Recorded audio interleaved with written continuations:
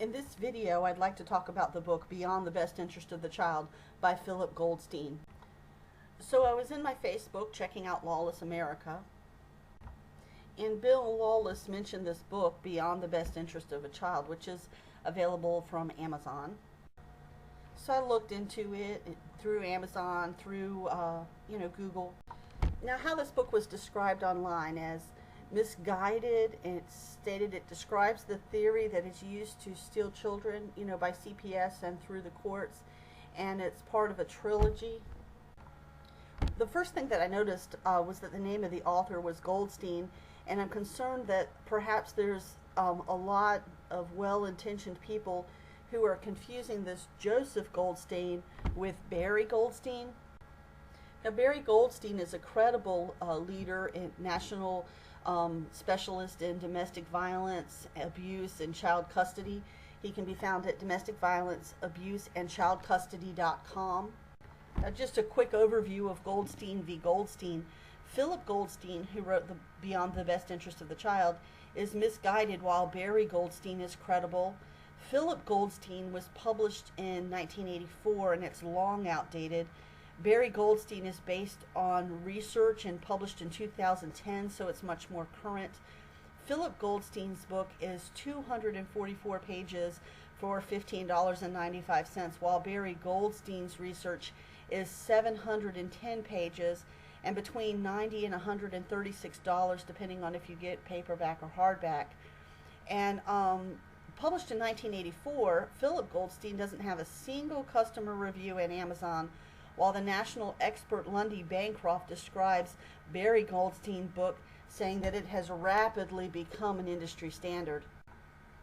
Barry Goldstein's book is associated with the Civic Research Institute, and more professional recommendations for this book can be found through the Civic Research Institute. Okay, the next thing that I noticed was the book Beyond the Best Interest seems to apply information used in adoption cases to custody cases that involved children with parents.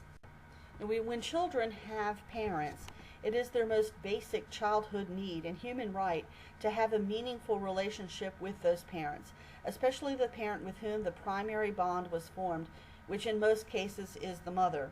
One of the most controversial and offensive problems in America's family courts is children being denied access to safe parents, usually mothers, that have not done anything wrong.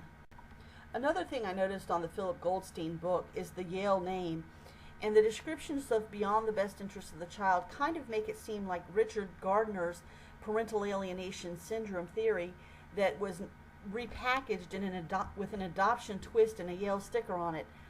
And I find it difficult to believe that Yale would currently back anything that resembles a 25-year-old self-published, non-peer-reviewed theory that never had any professional credibility.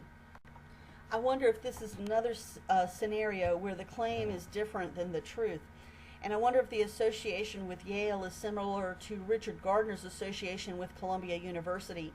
If you recall, Richard Gardner had falsely claimed that and was widely believed for many years to have been a research professor at Columbia University, but after he committed suicide by plunging a butcher knife into his own heart, it was revealed that he had falsely made the claim of being a research professor, and that the truth was that he had held an unpaid volunteer position. The next thought that comes to mind when pondering the Phillip Goldstein book, Beyond the Best Interest of the Child, is the world-class philosopher and professor emeritus at Princeton University, Harry G. Frankfurt, who wrote the aptly titled book, On Bullshit. Perhaps Phillip Goldstein's book, Beyond the Best Interest of the Child, should be sold together with Harry G. Frankfurt's On Bullshit. Setting a limit.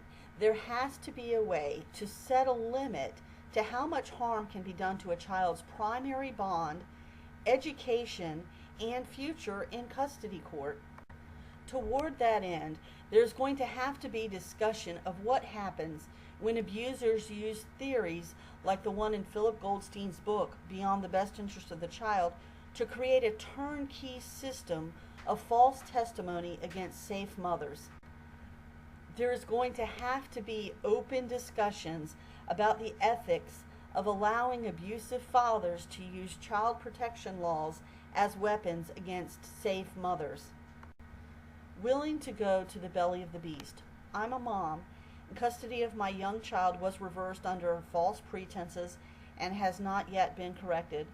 I've not done anything wrong, I don't have anything to hide, and I'm willing to go into the belly of this beast, so to speak, because I'm already there. Assuming that this book in this trilogy is factually linked to Yale and is currently associated with Yale University, I invite the author-publisher to an exchange of information. You send me a copy of the trilogy, and I can tell you how your theory is being misused by abusers to hurt children in custody court. On the other side of the exchange for information, I'll give you access to my own documents on this subject via Google Documents and YouTube videos.